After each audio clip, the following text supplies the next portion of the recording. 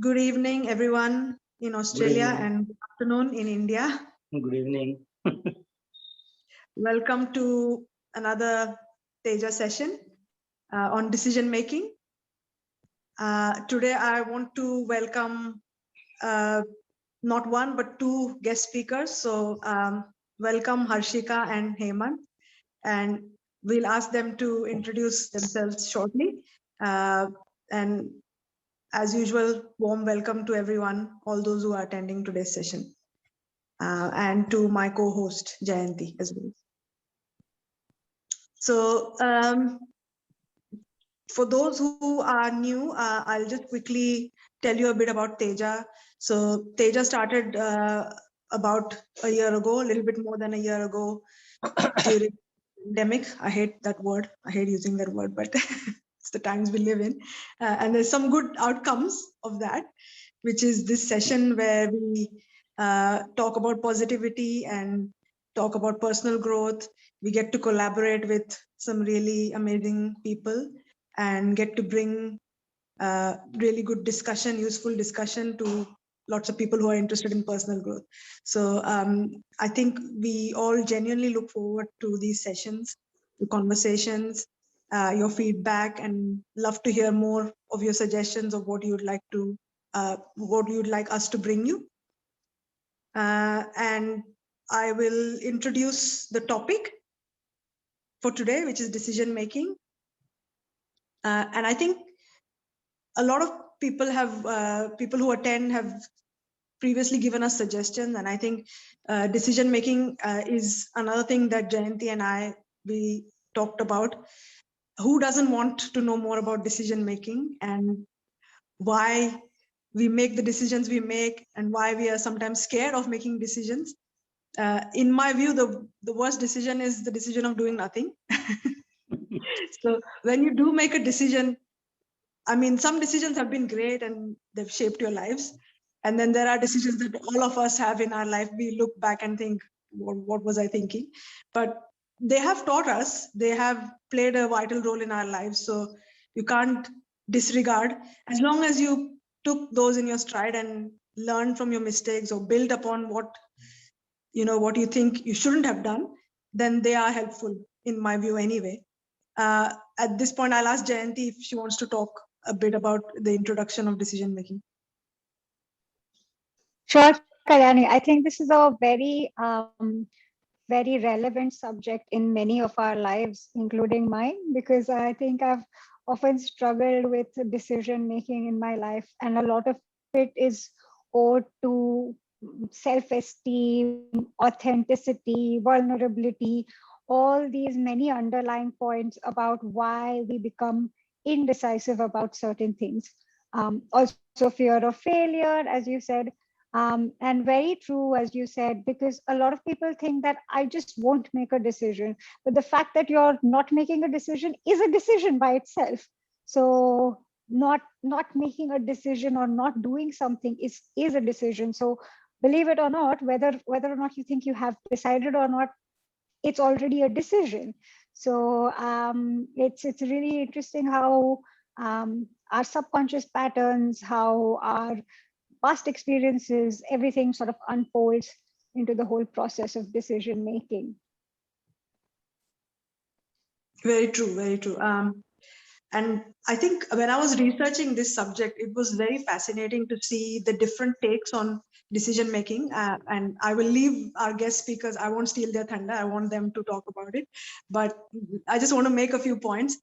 I think there was a lot being said about whether we make decisions rationally or emotionally. And I think that was very intriguing to read more about it.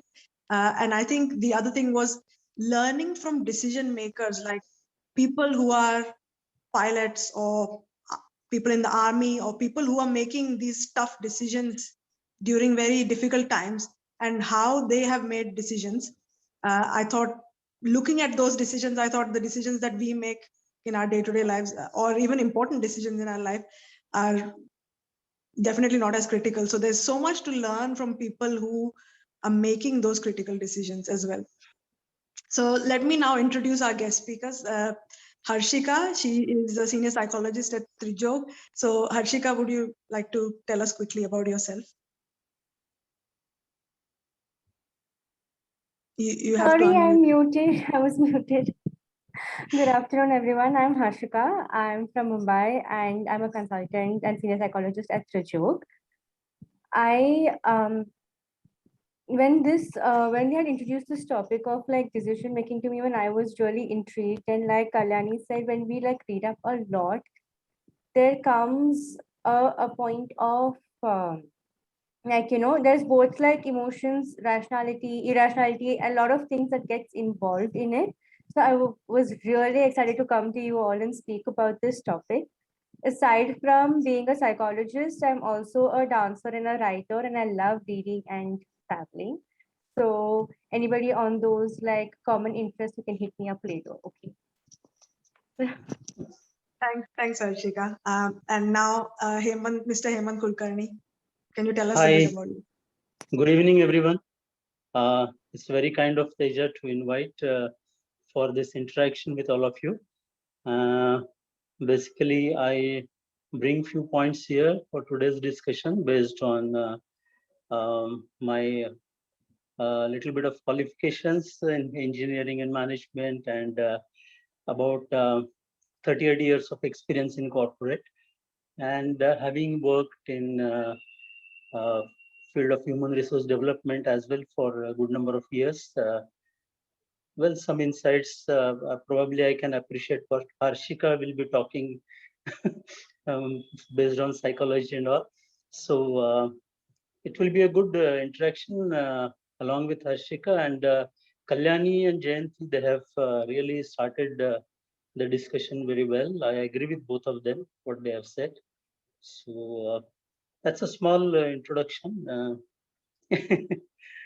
Yeah. Great, thank you so much. And we are really looking forward to interacting and asking you questions. So the format for today, as people who have attended in the past know, it's always casual, conversational, and anytime you want to ask questions to the guest speakers, please feel free to raise your hand, put it in the chat box, or when we do have dedicated time to ask questions, you can unmute and definitely ask, share, whatever you'd like to say. So the format is, we've got a preset number of questions that we will be asking both the guest speakers to share their opinions, and I'm sure there's a lot of hidden gems and things to learn. So let's get started. We'll ask the questions alternate. So I might ask the first one, and then Jayanti, you can ask the next. So the questions are just on the slide. So we'll start with Harshika. What motivates us to make decisions? And I think the research that I did, very intriguing in terms of how your brain or your mind plays a role in making decisions, actually. So that's like a great question, and actually a very important question, Kalyani, because motivation itself is first a concept that we need to understand, wherein for any decision making, there are two things that would motivate us. One is our intrinsic motivation, which is something like what we gain internally within ourselves. Like, for example, you're craving for something sweet and you've ordered chocolate ice cream because you love chocolate ice cream. So the intrinsic motivation to order chocolate ice cream is that I'm going to feel very good. And chocolate does make you feel like very soft and warm and fuzzy inside, right? When you eat it. Extrinsic motivation, which is the motivation from outside, would be, for example, the choices you make on what college you would go to or what job you would take, because it would be a higher salary from all the other options that you're getting, or it would be a top ranked college compared to all the other colleges you've gotten into. So these motivational factors is what like helps us make decisions. But even apart from that, secondary factors that want us to motivate us, I wouldn't also like use the word motivate, but get us thinking to make certain decisions would be like, is it an emergency situation in which you need to make a decision? Like, for example, there is a family emergency as well as there is a work deadline emergency. Which would you be choosing? What would be your motivation to choose? Which is more important and a priority for you? Right? If it is a time crunch, I have to finish the deadline by tomorrow, but I am not feeling well. Will I take care of my health or will I finish the work? So there are a lot of factors that motivate us, right from our emotions to our circumstance, to the information we have at hand, to our prior experiences we've heard from other people, any rewards we're getting or not getting, profit and loss. All of those things wait, what's wrong with my English? Motivate us to make decisions. Sorry. Great. Thanks, Harshika. And Hemant, what would you like to tell us about what motivates us? I would say, first of all, whether we like it or not, we end up taking decisions. And since birth, we are taking decisions. Every breath is a decision, and it's a very powerful process which goes on and on. So what motivates us? I think basically this, our survival is one of the biggest motivators for us to survive, sustain, grow, and achieve. So as human being, we have a variety of needs that we experience over our lifespan, and each of these need leads us to take certain decisions.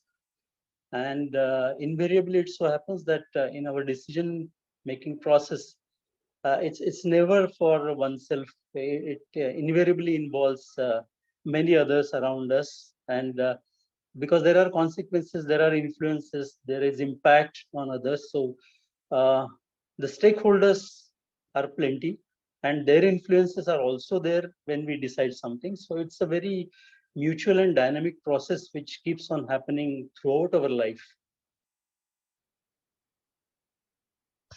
Great answers. Thank you both. We'll move on to the next question. Jayanti, would you want to ask the next one? Yeah, please? Yeah. So the next question is, what are the barriers to decision making? Like I spoke earlier about my own journey through decision making difficulties, such as I think fear of failure is a big one, huge one. Procrastination, criticism. I think pretty much all of this stems from like what we think of ourselves, and how worried we are about what others will think of us, etc. So what's your take on what kind of barriers are there to decision making? So you would like to go first? Shall I respond or? Yeah, okay. As we believe that decision making is an ongoing process, and then there are barriers. I would like to know how many of us really like persons who are sorted. We are looking for persons who are sorted, and when we say sorted person, we assign that to a clarity of thoughts primarily. And also sorted persons are those who are also reasonable enough to take decision, and then they progress based on that, and somewhere we feel that we feel comfortable with this sorted people. Now suppose I put you in a situation to understand these barriers. Suppose I put you in a situation, all of you, okay, suppose you are driving a train engine and you are on a particular track, and after 1 kilometer the track gets divided into 2 different tracks. After 1 kilometer, okay, one track is your usual track on which you go, another track is unused track. It's not a good track, it's unused track. Now you see on your usual track there are 10 kids who are playing on the tracks, and on the other track there is only one child is playing, which is unused track. It is never used for years together. Now as an engine driver, you have to go ahead. On which track will you go? Now you have to decide. I'm forcing all of you to go through a situation.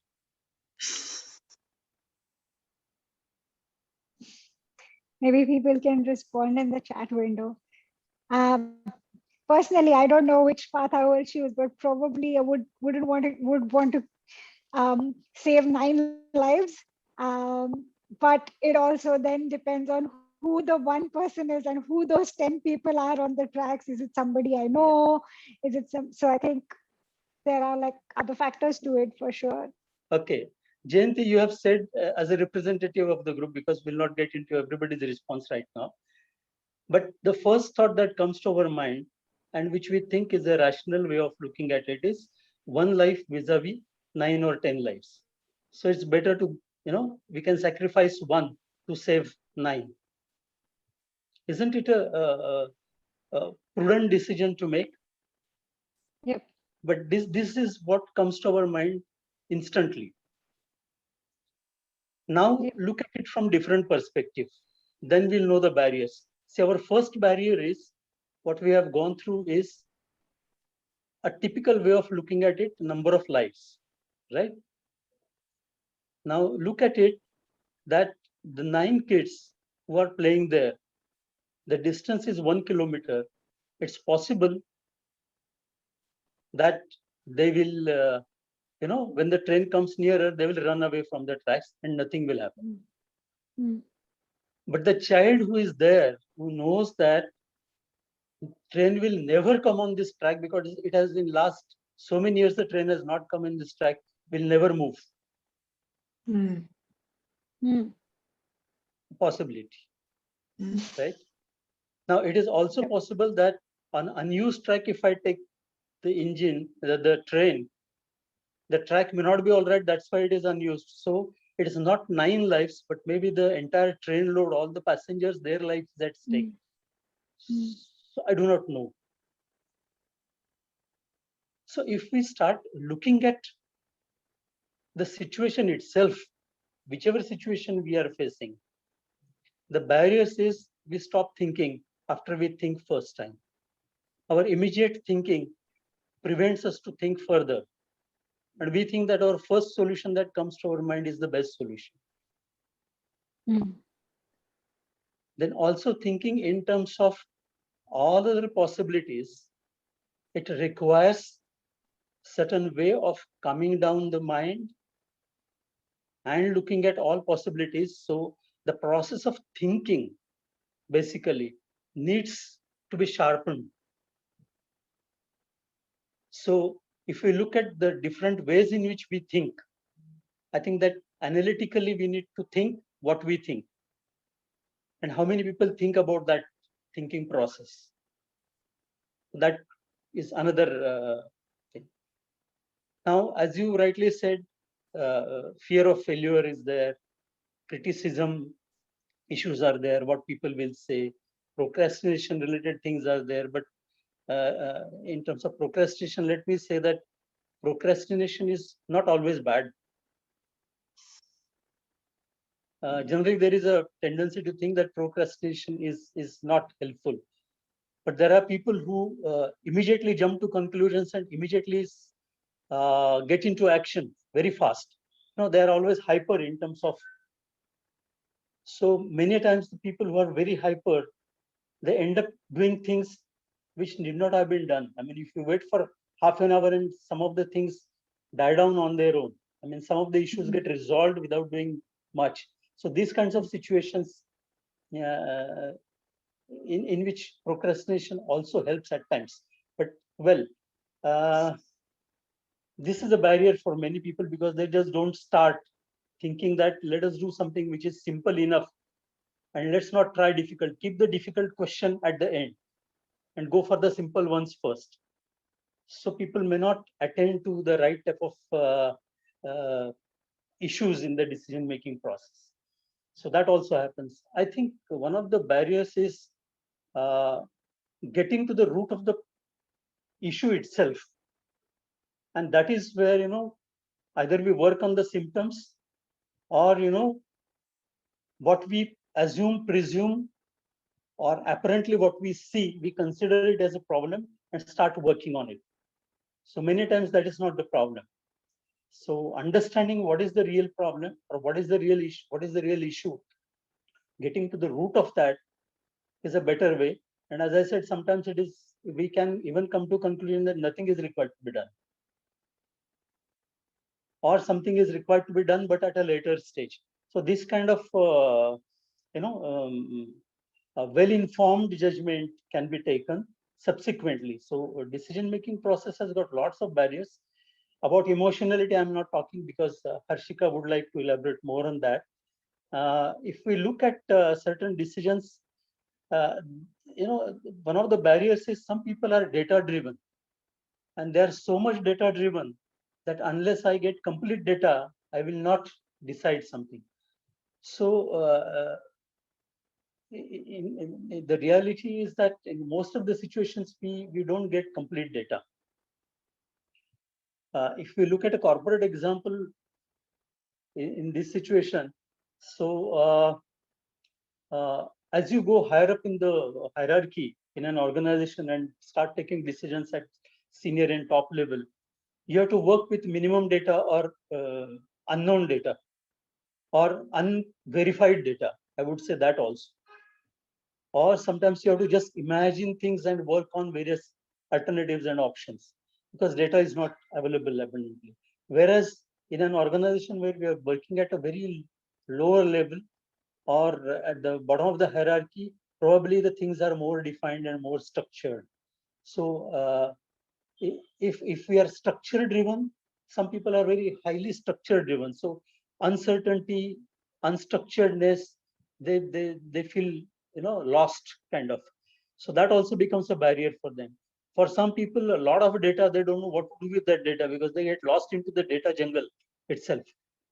Even the people who know how to churn data, they get busy in churning the data so much that by the end of the day, they churn the data and come out with so many things, and the decision would have already been taken by the seniors and the actions are taken. So the barriers are like plenty, I would say. Well, let us hear something from Harshika and then maybe I can add something more. Yeah. Thanks, yeah, Harshika.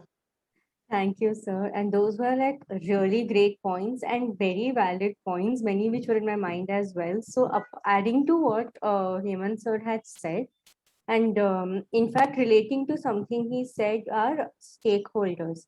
Now, especially when it comes to families, companies, anything which is group knit driven, stakeholders play a huge role in your decision making, right? And the things we discussed that are motivators for decision making can become barriers also in the decision making. Like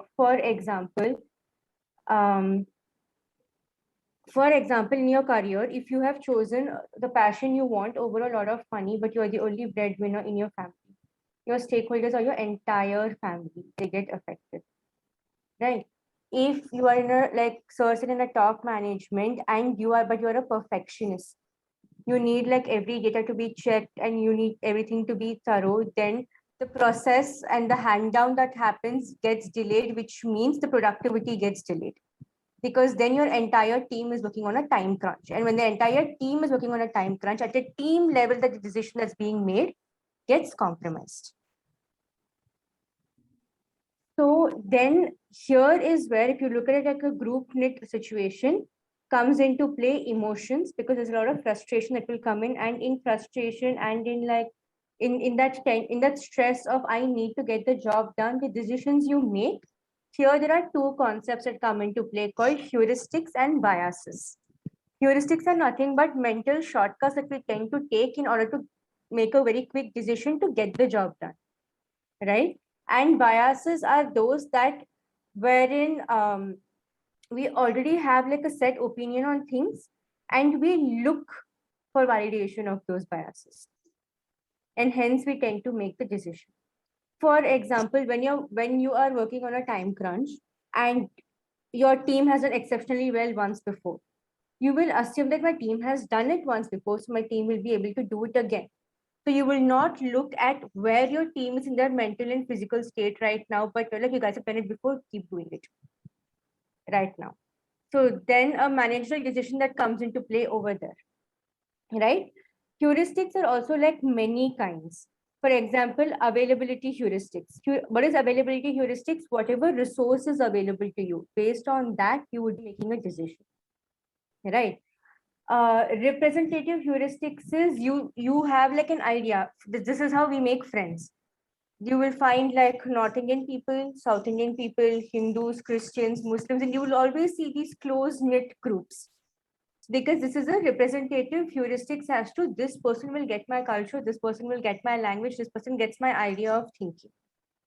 And so you tend that's where groupism forms, because you decide who you want to be friends with or have a relationship based on these heuristics or these like stereotypes that you have of people, right?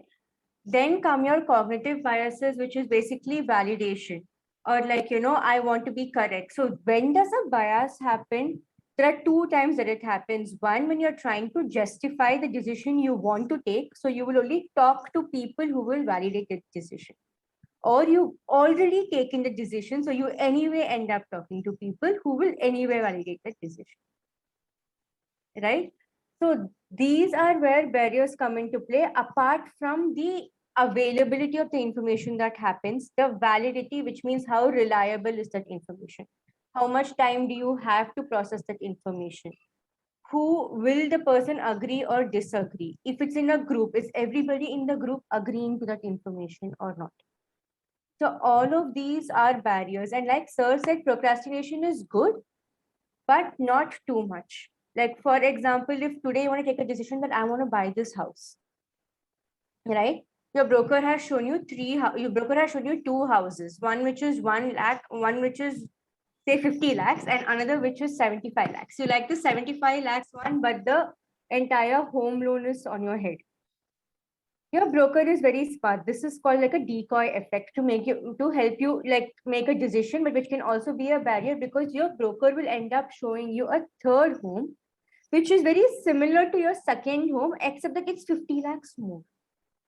So you end up taking the decision of going to the second house instead of the first house, because you feel like the third house is the same, but it's a lot, but I can manage the second house. Only later, when you try to justify and rationalize a decision, you will end up thinking, did I make the right decision or not? Because at that time, you are in a time crunch and you are being manipulated into particular decisions. So all of these kind of tend to be barriers in your decision.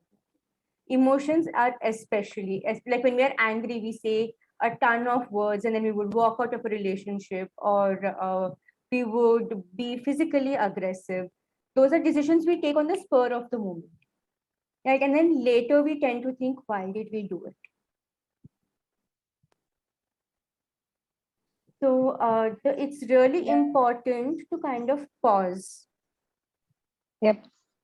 Before. So true what you said.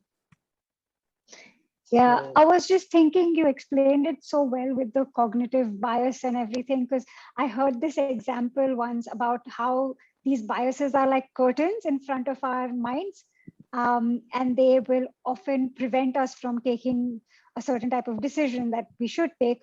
But I think at some level, I mean, maybe this is not exactly a very positive thing to say necessarily, but at some level, I also feel like sometimes we have to accept the limitations that we have, because we will always have some sort of biases. Absolutely. Right? Our daily decision making is based on biases. Not everybody is going to be 100% in line, and we will end up disagreeing with at least one person. I like that. Yep. Yeah. Hemant has something to say. Yeah. Yeah, I would like to just add one dimension which I feel is very important. One of the barriers, which is a self-created barrier, is self-deception. And the quality of decision, the decision to make decision and to make the right decision, it gets immensely affected if there is self-deception. So that barrier, crossing that barrier, to me, is one of the most significant barriers. Adding to, I think, what Sir said in the beginning as to how you need to kind of be aware of where you are with yourself in order to be able to make decisions is very, very important. Because if you are not aware of your emotions, if you're not aware of your perception of yourself, then you will always tend to believe the perception of another person, which means it will tend to come across as you becoming very dependent on the other person for validation and hence decision making, which is where what Jayanti said during the introduction comes self-doubt, vulnerability, low self-confidence. Yeah, those are really good points. I totally see what you're talking about, 100%. So yeah, I think a part of it also I feel like is to accept that if you're a data driven sort of person, perhaps it's true that there is so much data out there. Even if you want to just select a movie to watch on Netflix, are you going to scroll through all of Netflix to decide what you're going to watch? You know, and there is a certain limitation to how far we can go. So perhaps there is also a feeling of just accepting the decisions we make at times. And definitely, I think authenticity is a very important part of it. We have discussed this with a lot, Kalyani. If you remember, with Amrit, we had the whole chat about breaking the mold and everything. So I think it's a lot to do with who. It's very difficult to like sort of peel those layers. That's the thing. Like Amrit had given an example of, I don't remember if it was Amrit or somebody who had given this example of like peeling the layers of an onion. You know, there are so many layers, and then you reach that core or center is like going to always be very difficult and challenging. So thanks a lot for everything, Kalyani. We can move to the next question. Yep.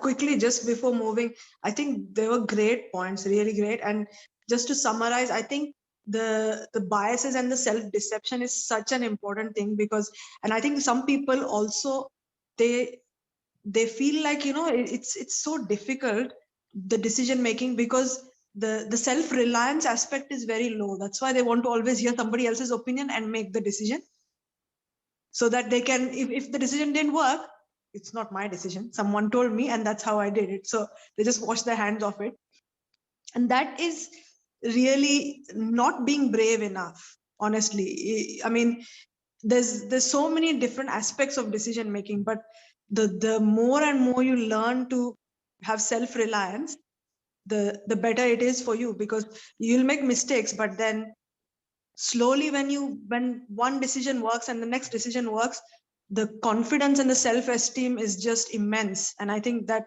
is so empowering. So everyone, even if it's just a small thing, try to do your own. And also data driven, I agree, it's like analysis paralysis, because the more you look, you'll keep on analyzing. So I think there has to be, and again I feel, when I look at, you know, the research that was there about whether you make decision based on data or based on your gut feeling, and there's a lot of different theories out there, people saying that, oh, the gut feeling is the first thing that comes to mind, you make a decision, and it's never right. I feel it's the opposite, but it's about fine tuning your intuition if you really want to make a decision based on gut feeling. So yeah, Harshika, right, overconfidence is also an issue, a barrier, definitely, yes. So we'll come back to more discussion. I'll just move on to the next question in the meantime. So I'll ask this question, starting with Harshika. If we have made decisions in the past that did not serve us well, how can we change our behavior to avoid decision making? So again, talking about where we made one decision and two decisions and three decisions and none of them worked, then obviously the self-doubt aspect will creep in, and then I'm going to hate making decisions. I don't want to make any decisions anymore because they never work. So how can we change our perception for that? This is an important aspect, right? And yes, when our decisions don't pan out as we expect it to be, a lot of self-doubt does come into play. But that specifically happens if one doesn't reflect on that experience of a failed decision, right? People who are more open to reflecting, this is the decision I took, it did not pan out. Like, for example, people who do startups, not all startups work. It was a decision to leave your good earning job, do a startup, it did not work. Okay, that is a failed decision, but a person who is able to reflect as to what did I learn from this decision will learn that the next time I want to do a startup or take a new risk, these are the things I will not do. And hence our behavior towards how we will maybe prepare for our new adventure changes. Right? So another example could be love relationships, right? We all enter into love relationships right from our mid-teenage years.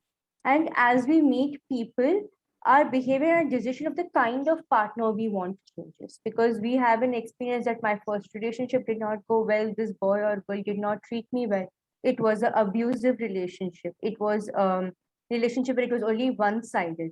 I don't feel respected, things like that. So then we will change the way we perceive other people. So this can go two ways. Either you will become very emotionally dependent for someone so nice that you will tend to look at everybody nicely, or you will be so affected that you tend to look at everybody negatively.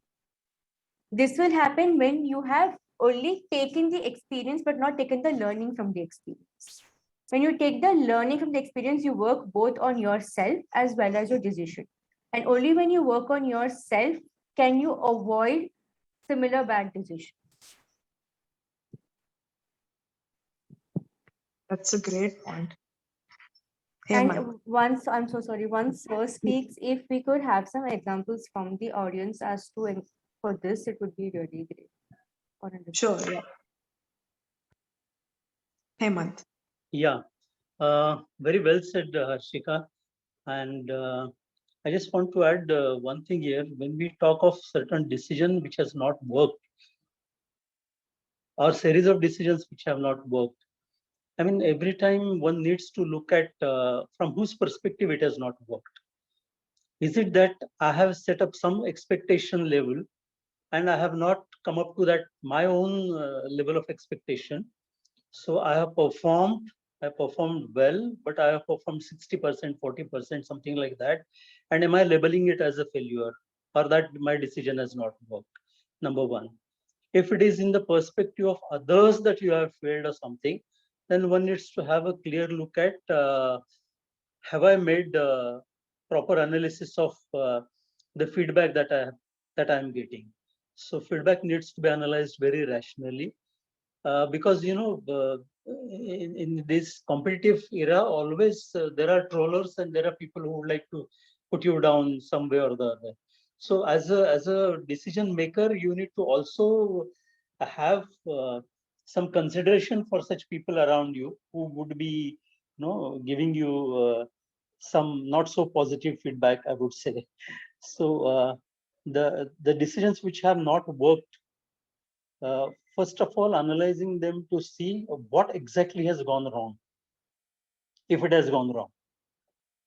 So not just accepting the comments as they are, but analytical approach is required. And today, a lot of analytical tools are available. If it is a business decision, then a lot of tools are available.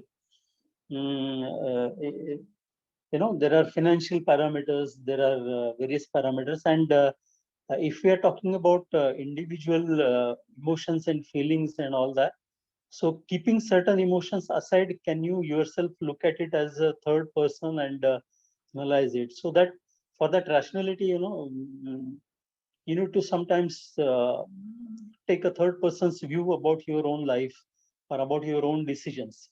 So developing that ability is also essential to really come to the realistic perspective of the things which have not worked.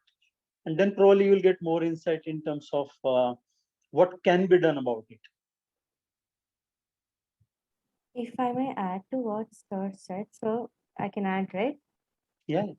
To what he said is when when you want to not shut down from taking a decision, another really good thing that you can do is talk to like-minded people who have taken certain decisions but have been able to bounce back. Right? When you communicate, when you share, you tend to learn a lot, you gain a lot of insight. And you also then tend to, experience that, okay, it's not just me. A lot of people have experienced this, because what happens when you look at a certain person, you feel like this person has everything going for them. Everything is so good, but behind that everything going for them and so good were a lot of decisions, experiences that didn't go their way. There was a lot of hard work to reach that success that nobody else sees or hears about. That's why I think it's really important you talk to somebody and share. It will help to not avoid decision making. That means it will keep building your confidence.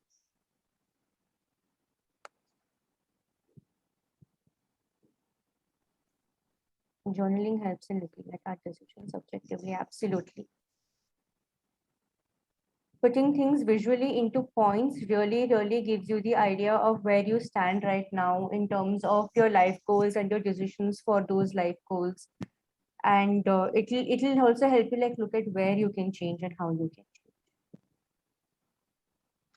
Great. Thank you, Harshika and Hemant. And just one more point to this is if you really feel inadequate to decide, ask for help, go to the experts, find out who are better ones.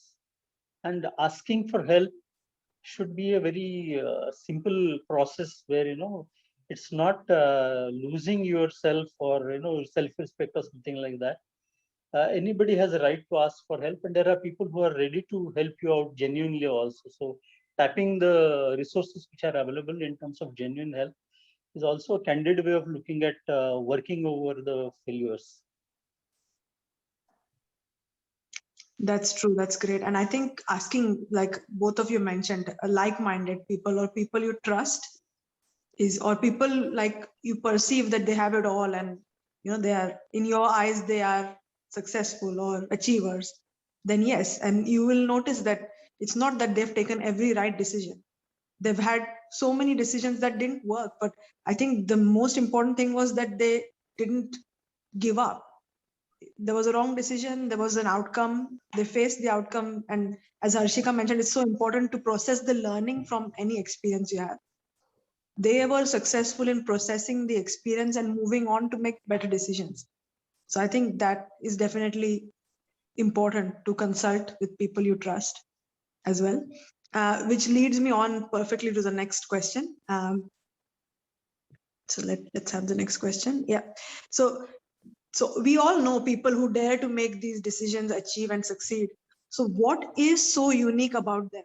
What is it about their psyche that we can learn? And why does it seem like they're having it all and they are it?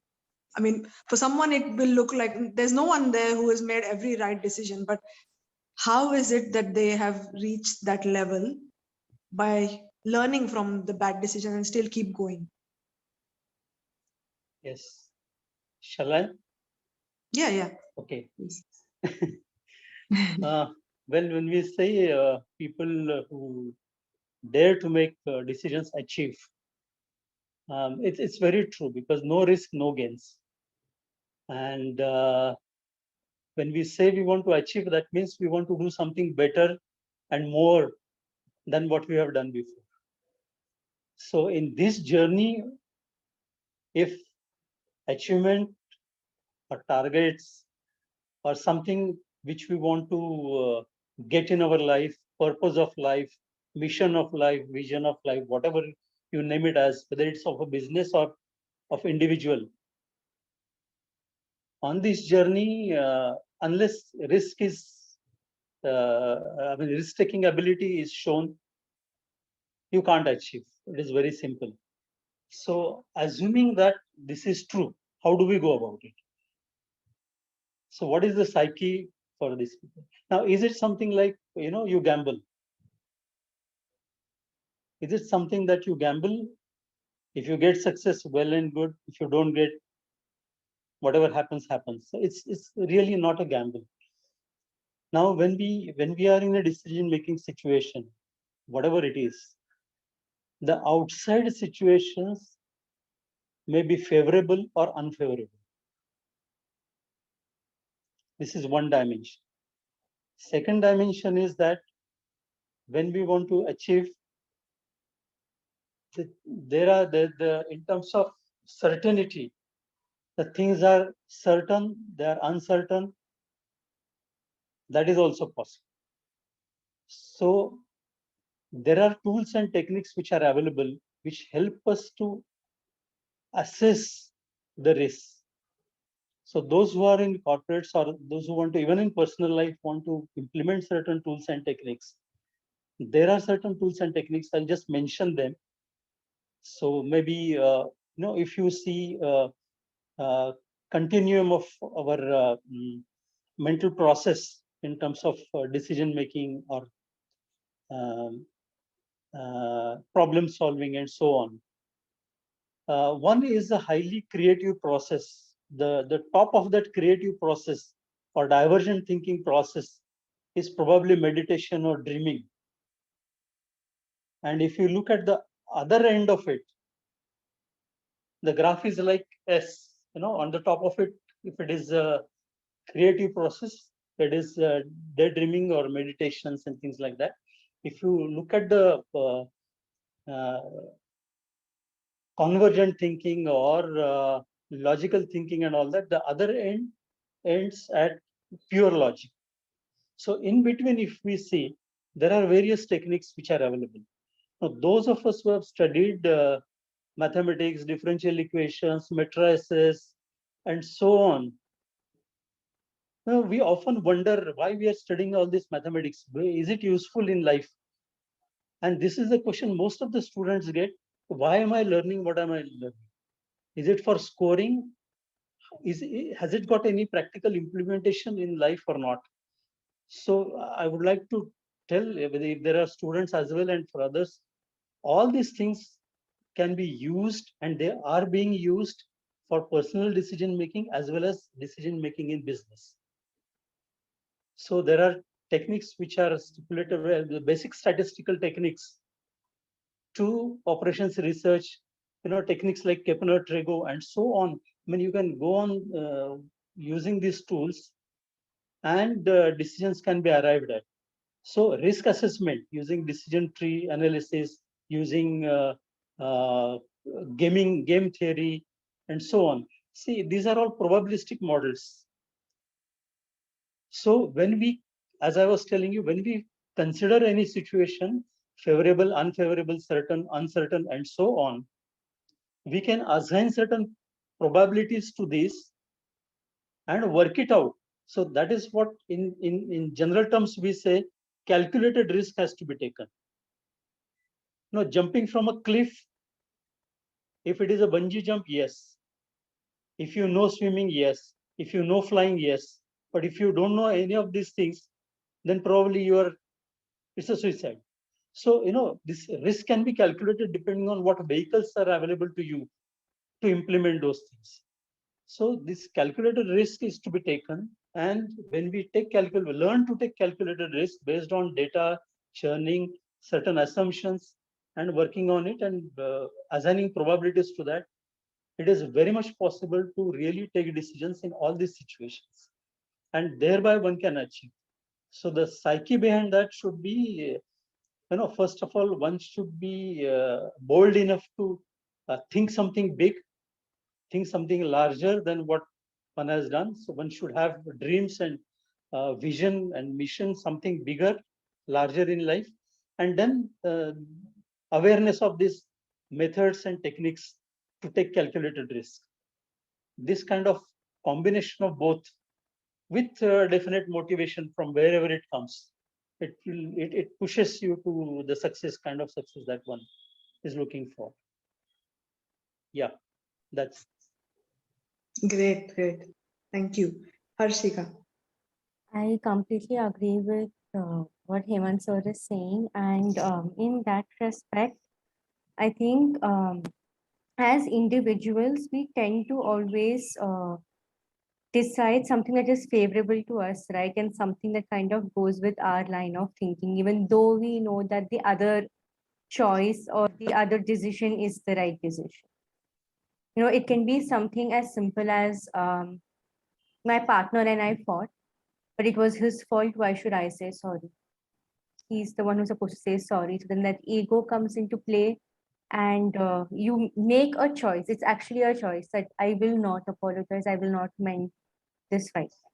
It's something as small as that to something that can be big for an individual who wants to choose a career path, right? That being said, what we can do such that it is possible to take calculated risks, and you will have to think through a process, but for that you have to be willing to anticipate your different decisions as well.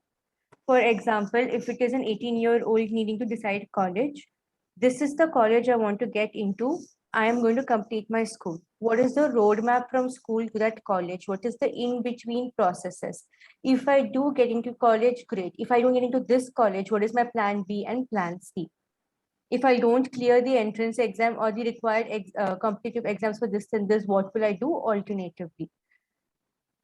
Bad decisions or like, flawed decisions can be avoided when you are willing to anticipate. Yes, sometimes that anticipation can cause a lot of stress because you don't want to think of the other side of it. You want to think of the always the favorable side of it.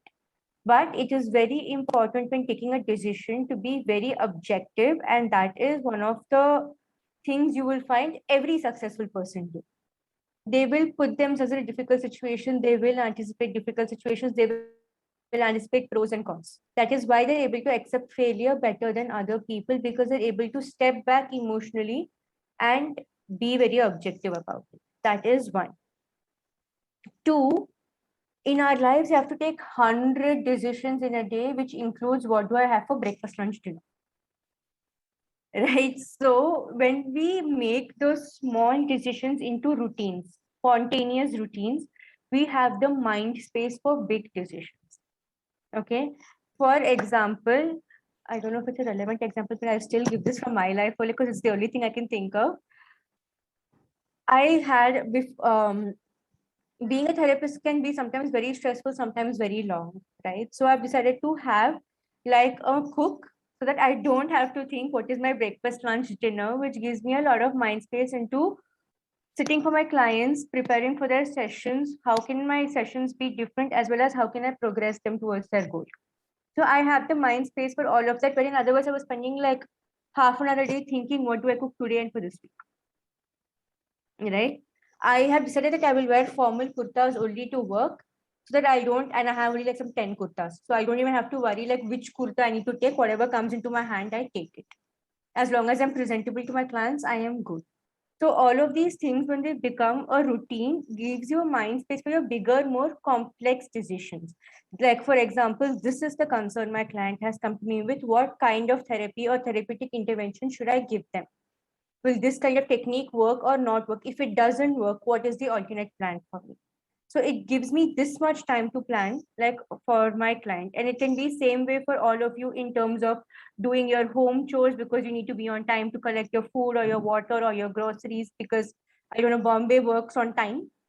So depends on how your city works, right? Or if you have like a big project and you have been made a new manager, then how you can like effectively like execute that plan. You will have your mind space to work on all of these things. Number three, pay attention to your emotions. When are you making the decision? When you're really flustered and you're just very anxious to get these things done, or when you are calm with a cool mind, you've relaxed, you've slept over it, and then you're making a decision. It's really important that when you make a decision, your mind is fresh, your mind is clear, without thinking of my day was bad yesterday or my day is going to be bad tomorrow. I had a fight with my partner, my boss yelled at me, there's nothing in the home to eat. When all of these things are there, then you're very flustered constantly, and hence your decisions are based on that, which is why bad decisions tend to happen. As compared to when you do with a clear mind, because if you text, like, "ठीक है, I do not have like vegetables today. I can just make that. And there is always potato. So I can fry a potato. But let me focus on getting like my deadline done." And not like all mundane examples, but please bear with me. I think another thing that Sir said is have predetermined criteria. If you know this is the goal, have selective criteria as to what is your non-negotiable things to reach that. I have to do this, or rather I need to do this to reach that goal. I cannot compromise. These 1, 2, 3, 4 things are things I can compromise. It's okay if they don't happen to reach that goal. So have like predetermined levels for yourself. Okay, and ensure whatever decision you're making is aligning with your morals and values, because we always tend to second guess our decisions. Will my family accept this or not? What will the other people say? If I make this decision, will my team like it? So things like that. Going forward, will my career like shoot up? Will I be able to meet my ambitions? So ensure whatever is your beliefs, morals, and values, it's aligning with that. Think of the pros and cons. It's very important to think of your positives and negatives. And like I said before, talk to people before you make the decision, so that you don't end up rationalizing as to why I have made this decision and why it's okay, even though you feel physically that it's not okay. Reflect on the past and consistent work. It's not enough if you just make a decision. You have to work towards with that decision and towards that decision. Only then will it become successful. And it's okay if you fail. Try again till you succeed is really like a true proverb to follow. And this is actually the psyche of people who've been very successful. Thank you, Harshika. It's a lot of things to take away. And I think I really like the idea of everything, you're making hundreds of decisions. So automate some of them so that your mind is available to make those other important decisions in life. Do a bit of planning. And the other takeaway I really liked is when you do like a calculated risk, you have to think about the flip side. What if the risk doesn't work as you think? Think of the unfavorable part of it as well. And when you've already thought through that, you are a little bit more practically prepared for if it doesn't work, then you have a plan B. So yes, if you have a strong desire, the plan A will work and you will want to make it work. But thinking through the unfavorable outcome is another thing. And that, because you accept that it may not work, you are ready to take on something else. And that's when you keep going. And I think I agree 100%. That's the psyche of people who do seem to have it all and do seem to do it successfully. May I just add one last thing, Kalyani, if I have 1 minute time? I just Yes, want to please. take in that situation that Sir had mentioned about the train with 2 tracks, right? If to make things easier, always having a visual or a visualization makes the decision process easier. Use the situation that Sir has given as a metaphor in your life. You are the train. There are 2 parts. Do you want to go on the road most taken, or do you want to go on the road less taken? If most taken, why? If less taken, why? What will happen if you do take this route and not the other, and vice versa? And if you don't take this route and the other? So just being able to answer these 4 questions will give so much clarity for your decision, and it will help you think objectively. So do you agree, disagree? I guess one point I want to add. Sometimes when we talk of taking risks and taking decisions and all that, and they don't work at times. What I have observed is in various situations, the decision taken was right, everything was correct, but people were not involved in the decision making. So it failed because of implementation and not because it was a decision. So I think implementation related aspects are also part of the decision making process. It's not that you decide and then you try to try to sell your decision to someone. So in the decision making process itself, the kind of style that you choose, whether it is autocratic or autocratic benevolent, or you want to involve some people in the decision making and arrive at decision through them, or give them complete freedom to decide and just monitor it and help them as experts. So whatever style you choose, I'm not using jargons here. So whatever style you choose, that is also a decision. How the decision making process should happen is also a decision. So that also needs to be looked into, because many a times, it's decision is not just numbers and one single figure or one single outcome. If it gets realized in terms of the end result that we want. So if we get the end result, then only the decision is successful. So these aspects also need to be brought into the decision-making process itself. So if that psyche is there, it helps a lot. Yeah. Great, great. Thank you so much. Now we just want to do a small activity. So I will ask Harshika to just conduct a small activity. So usually all the attendees know we do a small meditation, but this time we've just asked Harshika to conduct a small activity. Harshika, over to you. Thanks, Can we Karan. get the next slide, please? Yeah. So this is a very simple, it's a 2 to 5 minute activity, right? What I would like all of you to do is close your eyes, and I want you to think of one big decision that you have made, right? And irrespective of whether it went right or wrong, what was your learning from it? I want you to reflect on the learning and the insight you gained in that decision. It could be something that happened much earlier or something that happened very recently, but I want it to be an important decision in your life. So just close your eyes and reflect on it. We are at 3:38. 3:43, I will let you all know.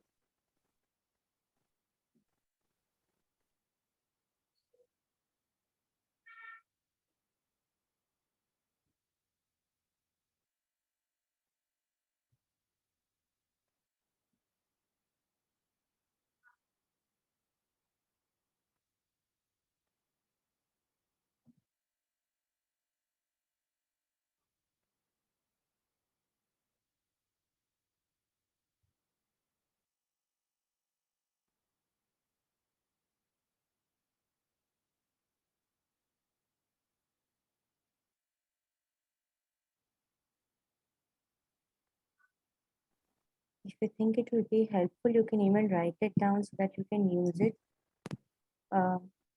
later.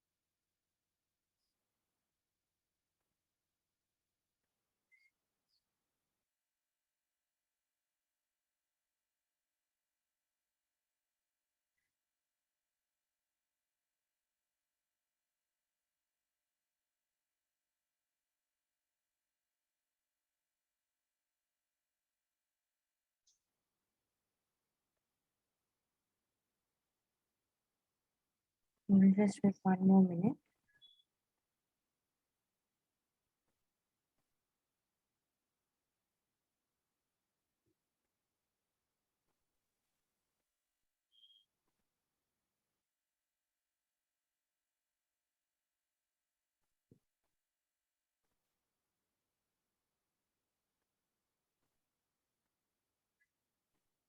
Others, if you've completed, if you can give a thumbs up, it will be great.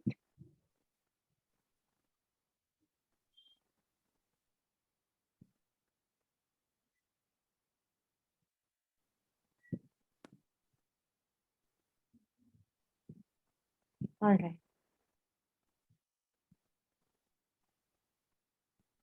So whatever was the learning or the insight in one word or one sentence, I want you to very quickly put it into the chat box, and then we are going to try to see what are the categories that come out of it. Right? This will just actively just take 2 more minutes. So very quickly type it into the chat box in one word or sentence.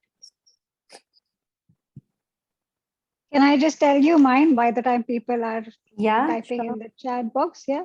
Oh, people have already said so. Well, basically for me, the decision was about going to therapy 3 years ago. And that was a huge decision for me. And for me, the biggest learning out of that is that I think the scary part was, what will people think? Will people think I'm crazy?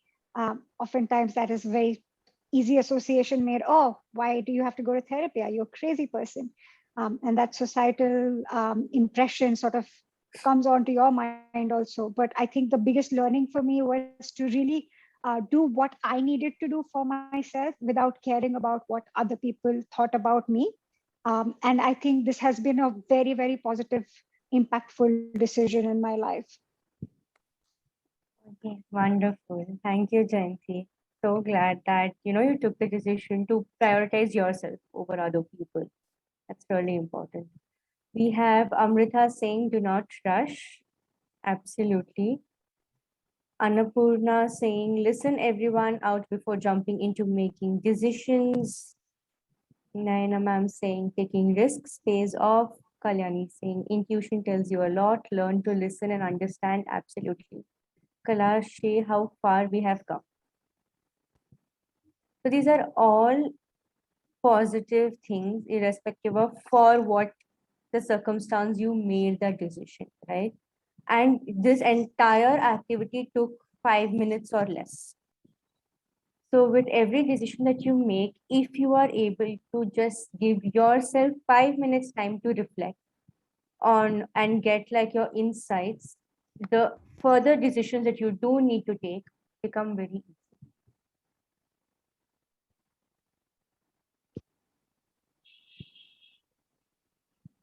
Great. Thank you so much, Harshika. But I think oftentimes we are so in such an emotional state that we don't reflect. And that's exactly the point, that you should reflect so that your emotions calm down, and then you can achieve a good balance of rational and emotional. And Kalyani, I wanted to add, yes, your intuition does tell you a lot. But even with intuition, you will still have to pause and reflect as to when that intuition is telling you something. Is it during an emotional breakdown, or is it during when you are calm? Or is the feeling consistent during both? Very good point. Very good point. I agree 100%. And I think the intuition definitely works best when you're calm. That is the true inner voice. And the reason why people meditate to find answers is exactly that. Absolutely. And you have to train yourself to achieve that mindset. It comes by practice, and it comes to everyone. So it's about making the decision to invest in meditation. That is true. Just one last thing is Annapurna had written, listen everyone out before jumping into making a decision. While that is an amazing point, right? This is something I tell all of my clients. Listen to what everybody is saying. It doesn't mean you have to act on what everybody is saying. There is a sentence that goes like, take what you need. And then we put all of those positive words and phrases under it. So even when you listen to other people, take what you need that resonates with you, right? If you feel like something is not resonating with you, but it is a very fair point, take that. But if you feel like something is extremely negative and you don't want to take it, you don't have to take it just because somebody you know or somebody you love is telling that to you. It's a great point. Thank you, Harshika. let me quickly move on to the next slide, which is the summary of today's session. So please feel free to add points, Harshika and Hemant as well. So both of you mentioned procrastination is good, but not too much. Decision making is the opposite, because with decision making, you actually do take some action. If you keep dwelling on it, that is not a decision in the end. And decisions are both a blend of feeling and reason. So it's the emotion as well as the logic, the analytical. And sometimes I think that people do tend to, do data driven decision making or emotional decision making, but it's, you reflect on your, like you gave the reflection activity. The more you reflect on it, the more you refine the decision making process, I believe. And bad decisions can lead to well learned lessons. But and again, the same thing, when you have that experience, process the experience and take the learning out of it. The worst thing that can happen is that you become stagnant. You make decisions that didn't work, or the decisions work but the implementation didn't work, as Hemant correctly pointed out as well.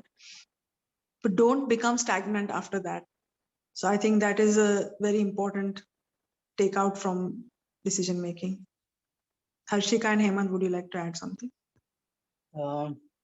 I would like to just add one point that, in decision making process, we need to know where we want to stop. Because often it is seen that a good number of people, they continue to overthink. And overthinking also leads to some issues. Like they come to a point where the decision is made and then again thinking starts and then again something. So it becomes iterative process, which doesn't culminate into single outcome, but a great deal of confusion.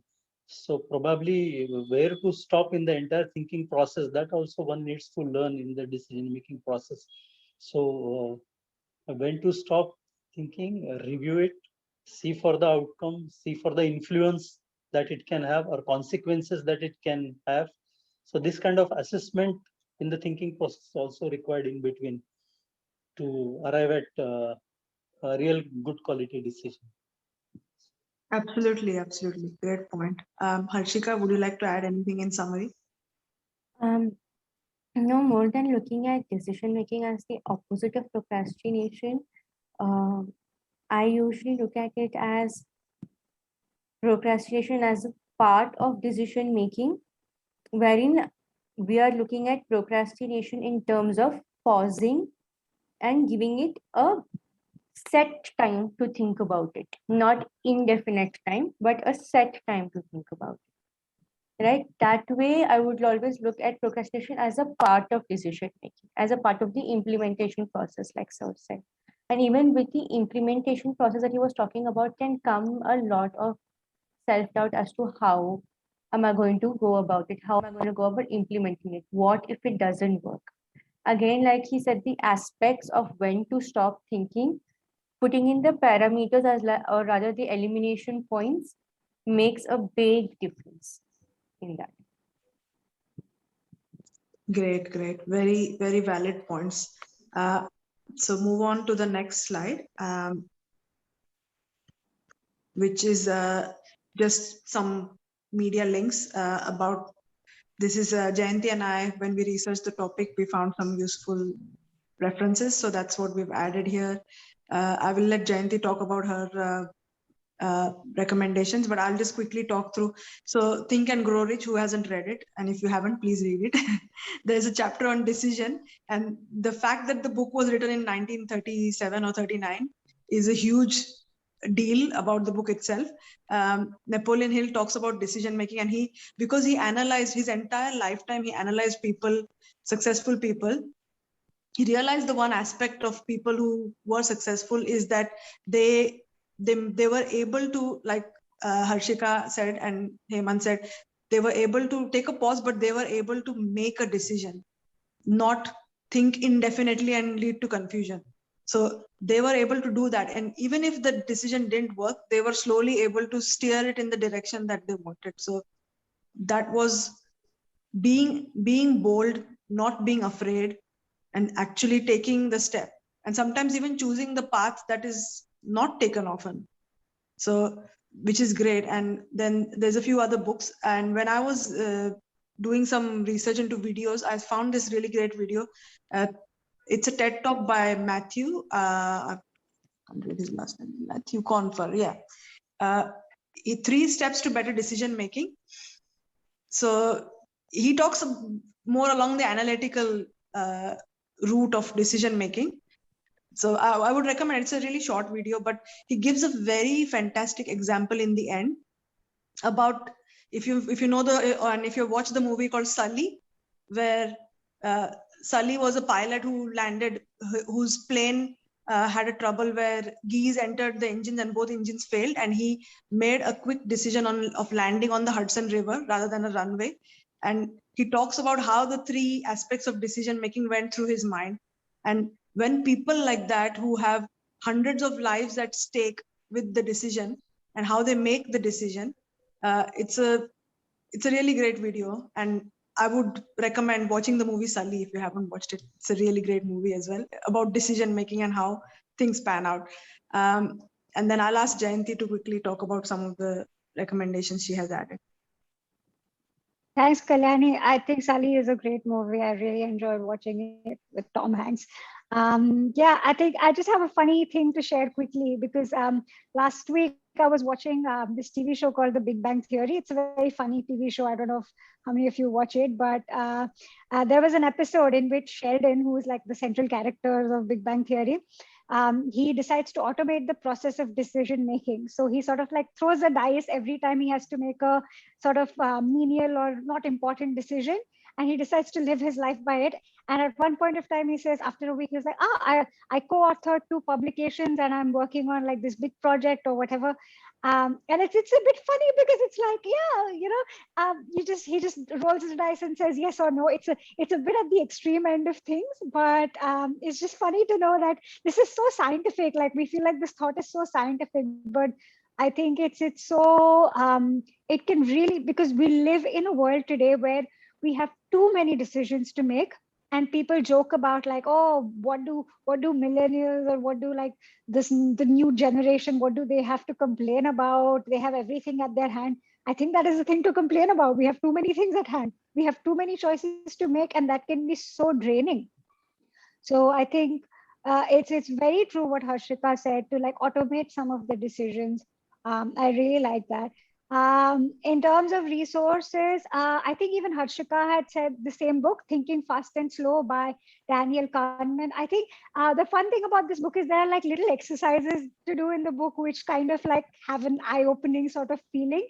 And then there is also the TED Talk, School of Life, my favorite YouTube channel, How to Make a Decision. They always have like really good videos. I think that's about it from my end. There's also one more resource which I spontaneously thought about, and I've shared in the chat if anybody wants it. I don't know if it's CBT or DBT. Harshika knows better about the psychotherapy side of it, but there is an exercise which I did in a group therapy setting that the therapist taught us, and my therapist was also. I've done this exercise a few times in my life for making decisions, and it has like it's a bit of a journaling activity also. It really helps me. So it's called the Wise Mind, and it's sort of like the wise mind sits in between the rational mind and the emotional mind. So if you're too much on the emotional spectrum, which I often am, you need to bring back the logic and sit there in between. If you're too much on the logical side, you need to have a little bit of an emotional mind. For example, like you would want the aspect of that one person on the train track being your son or daughter or somebody close to you will completely change your decision. So I think emotional elements have a lot of value in terms of decision making. So definitely, I think this is a really easy and fun activity to do. Like just sit together, think about the decisions you made, and take a decision from the wise mind. So yeah, that's about it. Harshika, do you have something to say about the Daniel Kahneman book? I think that book was like absolutely fantastic because it's so easy to understand and you can relate it to your everyday life, some of the concepts or some of the points that has been given. And as much as you learn a lot of things when you're doing your undergrad or masters in psychology, but when you actually read those books that give those snippets easily, then you are like, this is what they were talking about in class, and this is what happens in your life.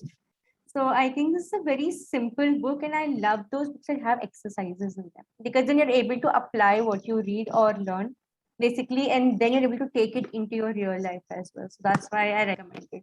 This one book.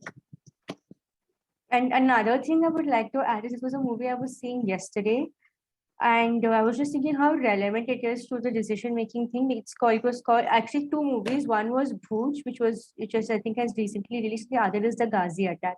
So if you look at all of these war strategy movies or any of the crime series or movies, the amount of decision making that goes into it, right from how do you tell a person who's lost a loved one to, like, how do you profile a person, or how do you like execute that arrest, or if you have to do a strategic attack on your enemy without creating war, how would you do it? They're all of these things you will be able to see it, because it's not just like a single decision, it's decision based on interpersonal dynamics as well as the group dynamics.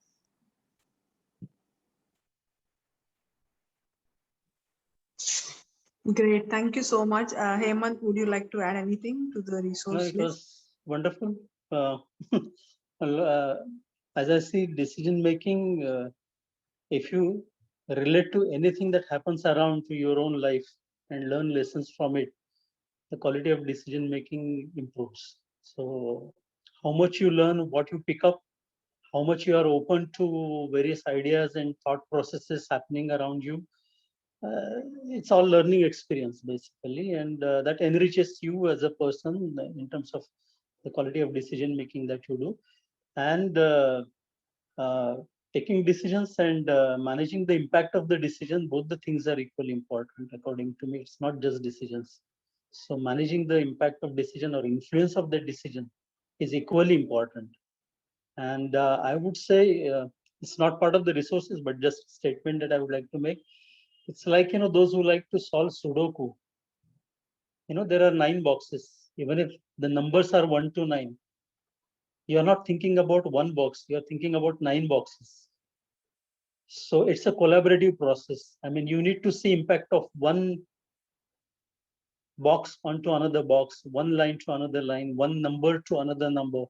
So if we solve it, the puzzles of life or the puzzles at corporate level or wherever we are there, in a way that we go on calculating the impacts and then work on it, it becomes much easier and it becomes collaborative effort where there is win-win situation only at the end. So that is probably what we are looking at. Yeah. That's great. I like the Sudoku analogy. It's really good. So I think we've come to the close of our session, and apologies that we went over time, but I think the discussion was really engaging and really insightful. So thank you so much, Harshika and Hemant, for your time, and thank you for coming and joining our session tonight, being our guest speakers and providing so many insights and examples and great activities. I'm sure people found it very useful. And for those who have missed, the video is recorded, so I will be able to share the video link on YouTube, and please feel free to share with friends and family who might find this session useful as well. We look forward to inviting you over to the next session and bringing more interesting topics and collaborating with more people. So thank you so much, everyone, for joining us. Thank you. And Thank you very much. Thank you, Teja team. Thank you, Harshika. Thank you, Jayanti. Thank you, everyone who has worked at the back end also. Thank you very much for this wonderful experience of being together on this evening. Thank you. It was a great learning for me also from Hemant sir. So thank you so much, Kaldani and Jayanti, for getting both of us together. And Naina ma'am.